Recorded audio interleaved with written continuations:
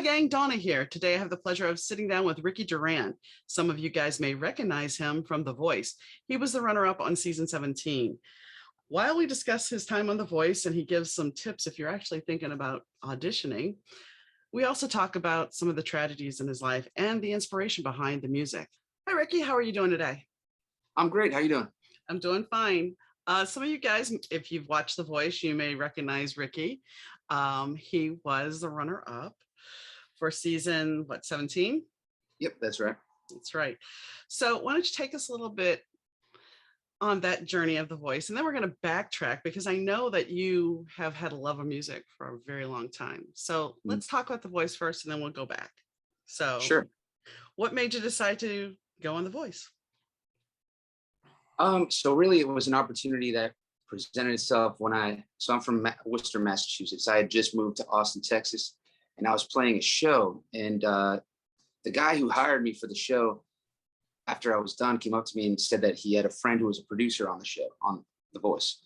Um, and I followed up with a contact. They got me a private audition. Uh, and then it just went from there. So it kind of just fell on my lap. I wasn't really seeking the opportunity, but I'm glad I did, take him up on that. Um, Now, go ahead. Go ahead. yeah, so it was that first private audition, and right after that, I had a good feeling from the get go. They flew me out to LA, and there's a series of auditions before you uh, get in front of the coaches for the blind auditions, and that was a huge process. It takes months before you even get that opportunity, but. Did you audition for season 6 as well? I did. Yeah, that's the only other time that I auditioned for any reality show like that. And I got to the coaches at the time. It was Shakira, Usher, Adam Levine, and Blake. And I auditioned the last day. No one turned, but they gave me encouragement. They said, we only have a couple spots left. We're looking for something in particular. Come back. And I got to say, it was pretty devastating to not get a turn. So I went home and I never auditioned until season 17 again. But in that time, you built up your vocal career, did you not? Yeah, I was playing out, 4 nights a week here in Worcester. And, I guess that definitely helped in developing my voice. So being on The Voice, was there a lot of high and low moments? I mean, I did not watch The Voice, but I did watch you at that fine. I watched your performances and I watched the when they made the announcement. How hard was that moment when you were standing there and they were about to announce the winner? How hard was that? So to be honest with you, that was the easiest part of the show because everything was done. And I was like, all right, it is what it is.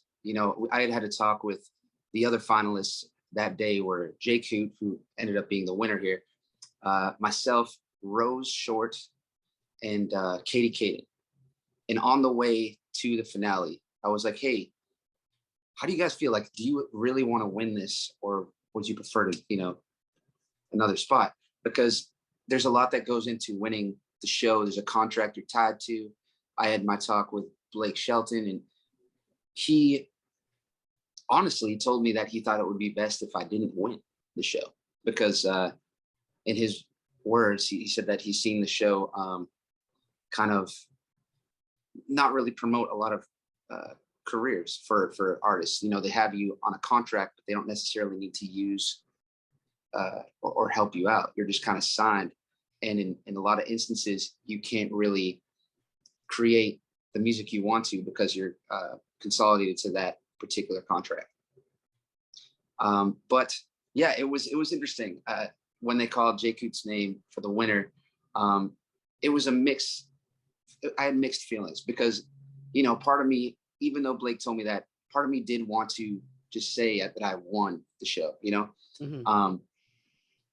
But another part of me was like content about getting the runner up and having the freedom to create the music that I want to.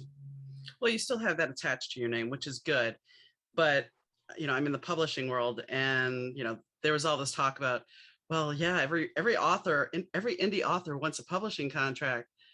but the fact of the matter is, then you have to write certain things and you have to be in certain parameters and certain word counts. And it's like, part of me wants to just stay in indie. Right.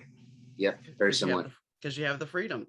So what was an average day for you like on The Voice? It's a lot of hurry up and wait. And I had a lot of days off. And then when you were on, though, you were up at 5 a.m. getting ready. They, drive you off to the studio in Hollywood. And for instance, like any performance days where 5 a.m., wake up, you go there, you rehearse on the actual stage, and then, hair, makeup, and it just go until the performance. So it's pretty exhausting. And that's one thing that's tough for, especially being at like a show for vocalists, because you get on stage and you're exhausted and your voice shows that sometimes. Yeah. So you really have to be conscious about taking care of your voice and sleeping wherever you can. I was, would fall asleep on the couch after rehearsal, just in the corner somewhere, just to get some hours in. Yeah. What made you decide you wanted Blake? A few things. So originally I had told, throughout my interviews that I would go for John Legend, because I think that, yeah, everyone that I talk to seems to think that I would have picked John Legend. And that was my gut feeling. We have very similar styles and just the soul and R&B in our voices, but I know that Blake is a veteran on The Voice. I heard that he was good to the contestants. And also, I got to audition the last day. So I knew that John Legend's team was pretty packed with amazing singers. And I thought I'd stand out on Blake's team, being like his token soul rock guy. So that's really why I went with Blake. So since you've left The Voice, you're recording again, you're working on a new album, and you have a single out, Stars. Is that what you were shooting the video for yesterday? Believe it or not, no. I'm shooting a video for Star next week. Okay. This other music video is for a project that's unreleased. It's coming out. This is the first time I'm actually announcing that. So September 17th is the expected release date for this new project. And it has to do with suicide prevention. So I've teamed up with the AFSP, the American Foundation of Suicide Prevention. And I wrote this song about my dad. So my dad passed away in 2012. He died by suicide, and it was a huge shock to me. And there was, oftentimes with stuff like that, there's not a lot of closure, and it's tough to find that peace. So I wrote this song as if my dad was speaking to me. So it's almost like the letter that I wish I had received, and as personal as the song is, I wanted to not really make it just about my story, because I know suicide affects, a lot of people out there. So I thought it would be great to team up with the foundation, the FSP, and really make it about the cause of talking about mental health and suicide prevention. I'm sorry for your loss. I know it's been a while, but still, I'm sorry, because as you said, it's something that it happens usually very sudden. Mm-hmm. And a lot of the times, I'm assuming in your case, it was unexpected. From me personally, my mom had threatened it several times during my lifetime. So it was a journey. It was really a journey, but it's still hard because there's no answers. Right. Did you guys figure out why he did it? Or, I mean, if you don't want to talk about it, I understand. No, it's fine. It's fine. I don't think that anyone really, you just assume, can put yourself in those shoes to be that, desperate. I know reasons. We were living in Grafton at the time, and the economy was at a low, and my dad had been diagnosed with prostate cancer, and he had surgery, and he had complications with the surgery, couldn't go back to work for a couple of years. And when he tried to, said, I'm good, I'd like to go back, they no longer had a position for him. So he was struggling with that, and payments on the house. And in a way, he selflessly committed suicide so that we could really pay off the house. It was a fiscal reason, and unfortunately, the pressures that put on him, and he didn't want us to know about those pressures, so he kind of kept that to himself. Which obviously I wish he didn't. I wish I could have had a talk with him, or but he was a very proud individual. He came here from Guatemala, and he wanted to be a provider for his family. And I think that's an unfortunate thing that happens with a lot of people. Ultimately, the last thing that when my mom did it, I mean, it was related to money. And so many people, they get bogged down with money, and you can try to, and I'll say this to you, I tried to give my mom a way out, saying, you can come live with us, don't worry about it, leave him, you can live with us. And she didn't want to do that, because once again, it's pride, it's about money. And it's really unfortunate. And if anybody is having any issues, please reach out for help. I mean, I'm sure you'd say the same thing. Financially, just because things look dark one day doesn't mean that the next day is not going to turn around. You don't know. And that's, always try to keep hope. Always try to have hope. It's important. Right. Because I'm sure, let's go back to when you were a kid, and, let's talk about something positive about your father. Your father is the man who instilled your love of music in you. Did he not? Right.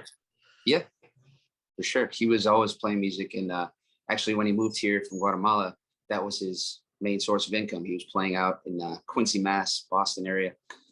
And there was always a piano. There was always a guitar around, and he was, the person who inspired me to pick up the guitar and to sing. And he actually you were in a band with him for a while, weren't you? Yeah. He was, when I picked up the guitar, he started playing bass and backup vocals, and we played some shows together, and it was a good time. So he also managed your band when you were in high school, is that correct? Yeah, pretty much. He was the manager from, through high school and college, actually. So what made you decide you got a scholarship for Berkeley, correct? Yes. So what made you, I mean, some people just go into music, they don't go the college route. What made you decide I'm doing it this way?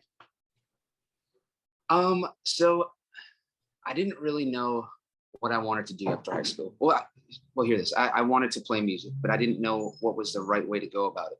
And my mom and dad really wanted me to get a higher education. They really wanted me to go to college. So in my mind, I was like, that's the only place I'll go if I'm doing music, all the time, full time.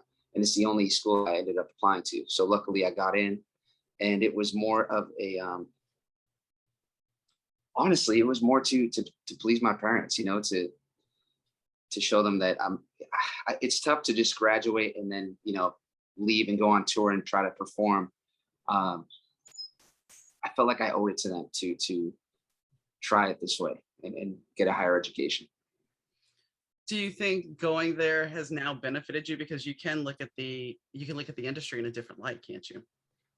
Definitely. So I graduated with a music business degree, and it definitely helped me out both on the business side, but also on the performance side, because the performers at Berkeley, the artists are incredible. They have some of the world's best musicians there. And it really made me, when you're in that level of that capacity of musicians, it really pushes you to be like, okay, I really need to, get things going. These guys are killers. So it pushed me to be better. So back to the question I was going to say, for you having that education, when Blake comes to you and said, or when you're talking to Blake and he's like, well, the contract, you definitely would have a better understanding because of your background. For sure. It definitely helped me out, guiding me, and allowing me, I guess, to have the foresight of these contracts that sometimes are not in the artist's best interest. But it's still tough because until you get to that point, you know, I was playing bars and I didn't see any contracts. But it's tough when someone offers you a contract not to jump and say, yes, I want to sign, I want a record deal, you know? But yeah, from my experience, you really have to read between the lines. You know what I mean? But yeah, there was a book contract or a contest, and just the contract for the contest, they had this line in there was something along the lines of, you know, if we happen to write another book, or we happen to buy another book and publish it, and it's similar to yours, you can't do anything. I was like, I'll keep my book, thank you. Right. Yeah. and, and there was a gentleman that I interviewed, another artist, and he had a collaboration with somebody that I won't say on air, and there was no contract involved. And then all of a sudden it went out, and then it got pulled back, and the guy's fans were like lashing out at the artist that I had interviewed. And it was kind of like, Wow. I said, did you get a contract? He's like, no, there was no contract. I'm like, that's where the problem lies. Yeah. So you also lost, let's go back to, we'll go to a little bit of darker thing. So Tattoo Tears, you wrote after your best friend committed suicide. Yeah. So honestly, I gotta say that was, I don't know if I mean, it was almost tougher than losing my dad, because my best friend, he knew about all the struggles that I had after my dad had passed. And we had, we were close. And it troubled me that I couldn't see, that I didn't know that was a possibility. It surprised me again. I knew he was having a hard time, but I didn't think it was to that extent. And yeah, I wrote Tattoo Tears just as a dedication to my best friend, my brother. And yeah, losing him was tough. I actually recorded this last music video with his guitar, using his electric Nice. guitar he used to play also. So I thought that was would be a good tribute to him. It was. That's the one thing about suicide. And for people that are watching that may know somebody that seems like they're having a little bit of a problem, when my mom passed, all of her close friends were like, she was talking about your wedding. She was so excited about your wedding. Not one person knew what that they were suffering. And I think if we step back, which I know none of us really take the time to anymore, we don't have the time to step back and look at the people around us, we might see that crack under that facade. So I think that's important. You have suffered a lot of tragic, and I mean, I know that somebody once said to me, how do you survive your life? Well, you survive it because you're creative. And I hate to say it, but you're creative. So I know the loss of your mom was a very hard thing because you were close to her, and that inspired you to write another song. So you're taking your tragedies and you're turning it into something that is powerful to help others and to release your emotion, are you not? Yeah, yeah, definitely drives, I guess, my creativity.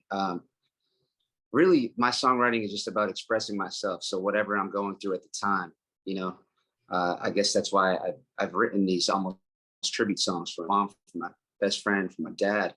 And it's also tough though, because I want to play songs that are fun for people too. But I felt like I had so much to say about these losses that I needed to get out there.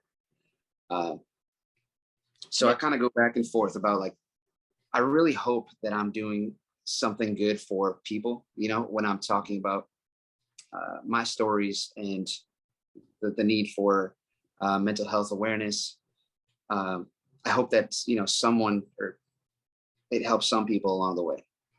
That's the thing. If you help one person, that's all you have to do is help one person. If that song, the song she closed her eyes. If that song resonates about one person that has gone through something similar to you, then you've done your job. You've created, you've helped somebody in it, and you may never know it, but the fact that you recorded it and you put it out there for it to connect with somebody, and you don't know that that person doesn't put on that song and bawls their eyes out to that memory. But then there might be somebody that comes up to you after a show and says, man, that song you wrote, it just got me. I felt it. And that has to be rewarding for you to know that. Yeah, I've had a lot of fortunately, I've seen that. I've had a lot of fans uh, tell me their story and how that song "She Closed Her Eyes" has helped them through, losing their loved one. I actually played a private show up here in. It was over by Boston, the Boston area, and it was a family that hired me, um, and the mother of in the family was sick; she had cancer, and that song resonated with their family so much so that they invited me to their house to perform and to meet them. And it just, it was beautiful to see how moved they were by that song. Well, and that's the one thing you have to remember, that music sometimes is a soundtrack of our lives. Last year, my husband passed, and there was a song. I got in the car. I had taken him off of life support, and I got in the car, and there's a song by Duran called "Face for Today," and one of the lyrics was, it's along the lines of about dancing with death and going down the spiral for it. And I had just pulled the plug, and I mean, it could not have been more prophetic at that moment to hear that, because of what I just did. And that's what I'm getting at. It's like, you don't know when that song, one of your songs comes on, and it's just that soundtrack. Because for now, every time I hear that song, I think back to that moment. Mhm. So as an artist, just think of how many people you touch and how powerful it is. Yeah, it's a beautiful thing. And I'm sorry for your loss, by the way. It's it's he was sick for a long time, but it's one of those things where it's still getting used to it. And Yeah, I was there. I know, I know with your mom having cancer, that was an issue. And your girlfriend, I had read that she had a health scare too, so I know that's something that weighs heavily on you at times, I'm sure. Yeah, for sure. For You sure. don't It's you Go ahead. sorry, yeah, it's something that it's crazy. For the instance of my mother, it's tough because there's really nothing I could do. It's you're powerless to cancer, really. And there came a point where, me and my sisters were like almost hoping she'd move on, and she'd pass because it was just such a long and tough journey, and we just wanted her to be at peace. Yeah. And that's the thing about long-term illness. You watch your family member suffer, and you don't know how to help. It is tough. So I have to say, I was reading through, I guess it was People, your article from 624, and there was some other article I was reading that actually said, when you follow your intuition for long enough, everything falls into place. And you had said this about meeting your girlfriend, but in general, I just want to generalize this. So how often do you listen to your intuition? I try to listen to it every day, but it is tough because there's other instances where you really can't, or it's hard to do that. But I think it's really important. And any time that I follow my instinct and my intuition, I find that it's always the best. It was always the best decision for me. I think good things happen when you follow your intuition. I still think that. I agree. I think when we start second guessing ourselves, that's where the problems lie. For sure, and especially with music, and I can relate it to even a performance. If you're up on stage and you got a guitar solo and you second guess a note, it's a hesitation, and it'll resonate through the music. So you just got to go with the flow and kind of lose yourself in the moment. That's what I think most musicians strive for. They don't want to be up there on stage thinking about the next note. It's just about the feeling and living in the moment. One of the first performances I ever did as a bass player, I played the wrong note. It was still in the same arpeggio, but I played the wrong note, and nobody else knew it, but man, did I know it. Oh yeah. And you start taking apart your whole performance in your head because you missed the one note. And it's like nobody else knew it. Yep. Do you ever have those moments? Oh, of course. But you know, you just got to play it off. If you mess up on stage, the last thing you want to do is let the audience know, because most of the time they won't. No. You know what I Yeah. mean? So you just got to go with it. Go with the flow. Yeah. So a little bit about your girlfriend. So when you first saw her, you locked eyes with her and you just knew this person, you were up on stage and she saw you. I mean, I'm sure you see people all the time. How did you just knew? You know, I'm not kidding when I say when she was sitting there. So it was at a bar actually right up the street from where I'm at that I was playing at. And she came in and I was in awe of her. I was just like, this is the most beautiful girl I've ever seen, you know? But I was just singing and not really trying not to make it obvious that you know, I was looking at her. And I saw she was looking at me and I was like, wait, is this really happening? And she came up to talk to me after one of the songs I played. And I don't know. I just knew that I had to pursue that. So when I was finished with my show, I asked her for some, you know, to come out for some drinks, and we just hit it off from day one. Now she had a stroke before or during your time on the Voice? Yeah, it was really wild because she had flown out to see my blind audition, and she had landed in LA, and I talked to her that morning that I was supposed to audition, and she just seemed something was different about it. I didn't know what was going on, and I asked my sister who she was with, and she's like, "Yeah, she's acting a little funny, but I don't really know what's going on." And she was unaware that she had a stroke, so she had a blood clot, and I guess, you know, traveling and on a plane, I guess, can kind of it doesn't help the situation. I don't really know all the ins and outs. Yeah.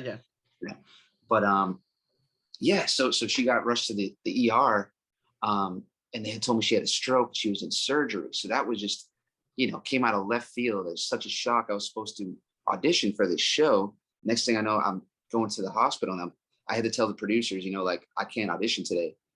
I gotta go see my girl, you know. And she came out of surgery, and basically looked at me and was like, "You need to go audition. Like, go back. I'm fine. Like, go audition." So I got there, and they let me go on stage the last day again. But luckily, you know, I had a good performance. So that, I mean, that just adds more it was a fuel roller coaster. Yeah. It was a roller coaster, and you know, it made it that much more meaningful when I got on a team. I'm sure. So what are your big plans now? Are you are working on another route? You're working on an album, correct? Yeah, I'm constantly working on new music. But in the near future, I have this song that I recorded a music video yesterday for, coming out in September. And I have an album in the works. I'm also talking to some record labels that are considering signing me. It's such a difficult thing. You know, I've talked to so many labels that are interested, but I don't want to be waiting on a deal. I'm just going to be creating music. So I think I'm going to release this album in the next coming months. And I'm working with a booking agency right now to book a tour. And I'm hoping that this whole COVID thing, I know, I'm hoping that, you know, touring will be a possibility very soon. I heard it because I know you're going back home to Austin, that Austin is at like level 5. Yeah, it's not good over there right now. Are you scared about traveling back home then, or are you just, it is what it is? I'm not nervous for myself. I'm just I just really want everything to go back to the way it was. I know that it's easier said than done, and you know, COVID's a real thing. It's a threat, and I know people that have lost their lives to it. It's a tough topic. Well, and we don't have to go there. I was just curious, you know, because you are traveling, and I know, you know, there's a musician that was talking about, he's been a musician for 40 plus years, and he's like, this is the first time in my life that I'm stuck and I can't go anywhere. So I mean, that has to be, I'm sure you've done a lot of traveling around for your music, so that has to be really hard to be suddenly locked down where you can't go anywhere. It was really tough. It still is, but you know, COVID happened The lockdown happened a few months after I was done with The Voice, and I was planning on going on this big tour. And all of a sudden, from like performing on the big stage to performing in your living room, you Yeah. know, on live streams, um, it was a huge change for me, you know, and I'm still dying to get back on the big stage. I have a performance here in Worcester at the Hanover Theater. That was supposed to be my homecoming show. It's a 2,300 seater. It was sold out a year and a half ago, Wow. and I still haven't been able to play it. So hopefully, you know, the date now is September 18th of this year. Um, and I'm hoping that it sticks, but you know, who knows? Who Yeah. knows? Yeah. So when you were up, how many people were in the audience at the Voice? Do you I even want to say it was like 400 or 500. is that the biggest show you played? Um, no, I've opened for some artists and played at like the House of Blues for probably 1,000 or so. So what's it like for you? We're not talking the Voice. For you as a performer, what does your day consist of if you have a concert to do? Um, I enjoy sleeping in. I love, you know, I really like to be rested and kind of keep to myself before a show because, in my opinion, I like to protect my energy and really go through how I want the show to go and kind of have a direction. So, you know, I'll just relax, drink some tea, try to stay healthy and focused. You know. What happens? I mean, I know what it's like, but what happens when you, all right, so you're up on stage, you are vibing off the crowd, and we're talking a bigger show. We're not talking, we'll say the Voice. So Mm. you have this whole energy of all this, the crowd and everything behind you. How do you walk away from that? I mean, the Voice, you're just doing a song, but when you're doing your whole set, afterwards, how amped are you? I mean, you can't just shut it off like that. So that's why we sleep in, but you know, I mean, that's what I live for. I love that energy. That yeah, there's nothing better. There's no better feeling in my mind than performing on stage and feeling the energy from the crowd and from your fans. It's electrifying, and yeah, I don't know. I kind of try to keep that in mind. So I try to like almost bottle that energy up and remember why I'm doing this. And that's really the reason, the connection with the fans and that moment on stage, you know? yeah. I mean, there's a powerful energy to it, and I think a lot of people don't realize it. And during lockdown, yeah, even if you do it here, it's still not the same. You're Right. still not getting that full feedback. Um, so Star, your Mhm. girlfriend was the reason you wrote that? Yes. Yeah. So 100%. tell us about it. Um, so it's kind of funny. So I had written all these songs. She always, you know, I play her every song I write and tell her my inspiration. And one day she was like, how come you haven't written me a song? And I was like, oh, you know, you're right. So I had this idea, this guitar riff, and uh, I just kind of had that in mind. I was like, I'm going to write my girlfriend a song, you know, of what she means to me. And started writing it, and it came out really quick. And that's the best case as a writer, when something comes and it clicks, and you don't have to sit and think about, you know, the changes and the lyrics all that much. So I knew I had something good. I love that song. And it's really about, you know, some being enamored with somebody and basically putting them first and you know, going against all the any feeling of reservation or like anything holding you back. You're just all in. You know, it's about just giving love a chance and seeing where it goes. And what did she think? She loves that song. She loves it. Yeah. I actually had my barber down in Austin. He just got married, and he used that song for their first dance. Nice, The nice, video that was nice. nice. But yeah, that's her dedicated song. She loves it. Will the girlfriend be in the video? Yes, so I'm shooting that next week, and she doesn't like to be on camera, but I told her, it has to be you. I'm not going to get a model to. I want it to be her, so we're going to make it happen. Good, good. Yeah. I mean, if it's dedicated to her, it's important that she's part of it. It's a natural progression of things. Mhm. So when do you think your album will be out? So it was anticipated late September, but at this point, probably November. Okay. Yeah. And are you going to go the Apple and Amazon route? Yes, I'm going to release it on all platforms: Apple, Spotify, Amazon. When you look back at, because you were in a high school band, is the music you're playing now much different than when you were in a band in high school? Oh yeah. So my influences back then, I had a lot of punk rock influence. I was playing a lot of Green Day, Okay. Blink-182, and then I discovered Jimi Hendrix and blues, and that was basically my focus throughout high school and college. So I released a couple of albums in college, and I love the guitar work that I did. But as far as songwriting, it seemed like I was really focused on the technicalities of the music as opposed to writing a powerful song. And that's what I'm about now. I think it's, the songs that speak to me are the timeless songs, songs by the Beatles, Ray Charles, stuff like this. So it's definitely progressed. And I love to keep that guitar work, but it's more about the entire song as a whole. So you've evolved as an artist. For sure, yeah. So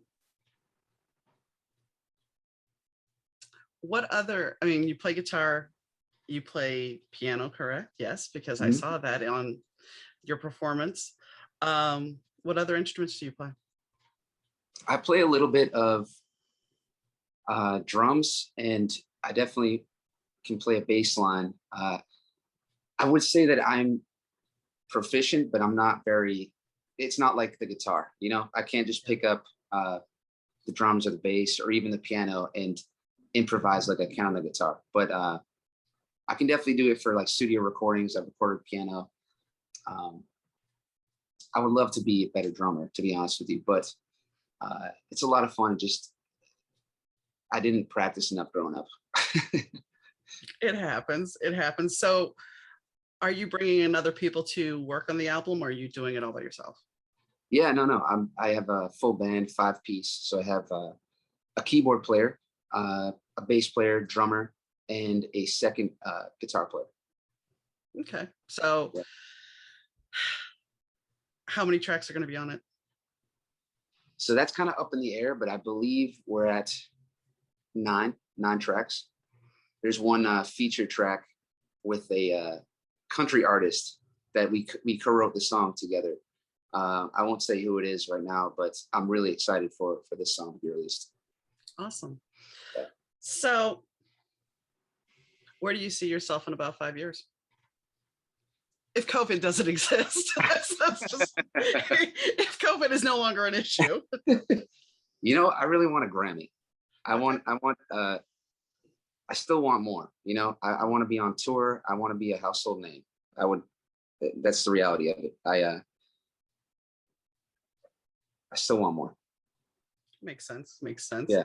So I have to ask you something, and you don't have to answer. And I know you're in a serious relationship, but with the road, there are trappings of the road. Yes. Yeah. That's the whole thing. Just being a musician and traveling and touring, it's a whole nother stress for a relationship, and it can be taxing for sure to not have that person right there every day.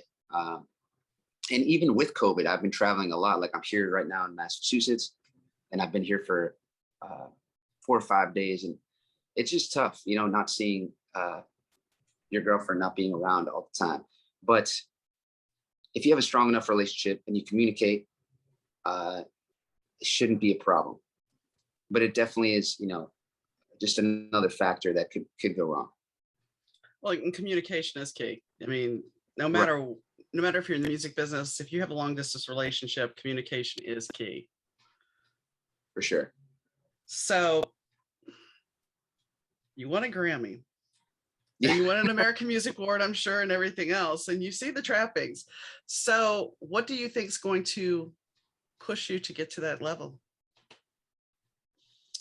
So from my experience, I just got to stay grinding, you know, keep writing, keep releasing music. And hopefully I can sign some sort of record deal, because it definitely helps to have a company pushing you and just getting you out there.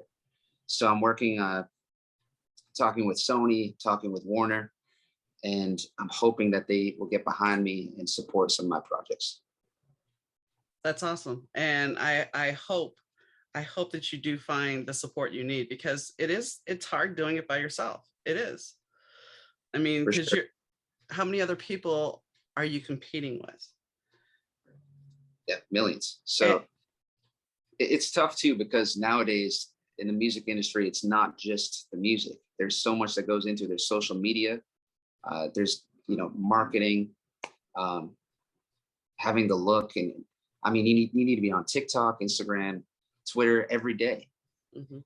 So it's tough. Sometimes I get frustrated because I find myself not playing as much music because I'm focused on all these other, you know, social media things and just stuff behind the scenes. And you're competing with an algorithm that may show Right. your stuff or may not show your stuff. I haven't figured it out. Well, and then you could take a class to say, hey, we'll teach you how to do the algorithm. And guess what? It's changed again. I know, right? So Yeah. you're always trying to navigate that stuff. I mean, anything now is like that, whether it's books, music, whatever, it's all about navigating. Right. So how do your sisters handle you being on The Voice and the girlfriend? How did everybody handle that? All your friends and everything? At first it was funny because everyone was treating me differently. Like it was like even my sisters were like starstruck for a couple of days when I got home. But they're all cool about it now. They're very supportive, and they want nothing but the best for me. Actually, my sister Natalie, she's been helping me out with booking and kind of stuff on the management side, and you know, allowing me to kind of focus more on the creativity as opposed to, you know, booking and just selling my music, you know. Well, and it's good that if you have a family member that you can trust, not like Brittany's dad. I know that's a whole nother nightmare. Finding Yeah. somebody that you trust Yeah. to help you, you know.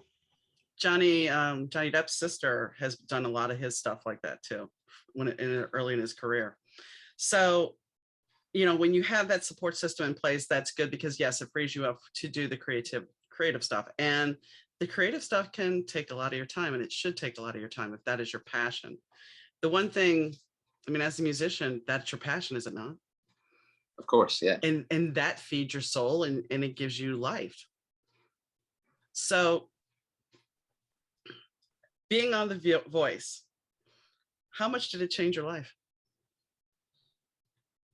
I drastically changed my life. It for the better, for sure. You know, I have a whole new demographic of fans. You know, I went from having, I think, 4,000 followers on Instagram to 50,000, and it just gave me a lot more confidence too, because you know, I was confident that I was talented, but it's really nice to actually